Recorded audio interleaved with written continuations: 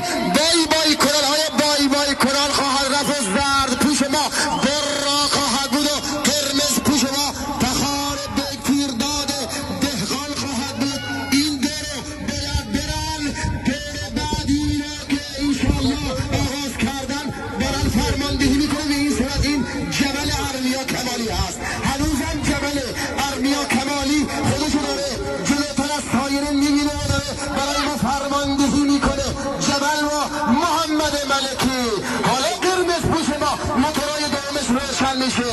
حالا تیرداد موتورای دومش روشن میشه با محمد پارگر تا بیان به پیچه سوم ما برسن. نه فاصله ای داره میگیرین جبل ارمیا کمالی.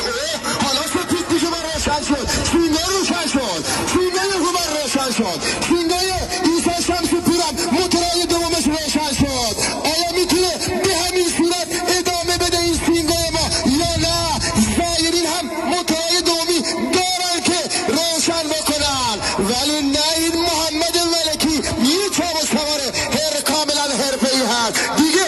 یورش به سوی خط پایان. یورش به سوی خط پایان.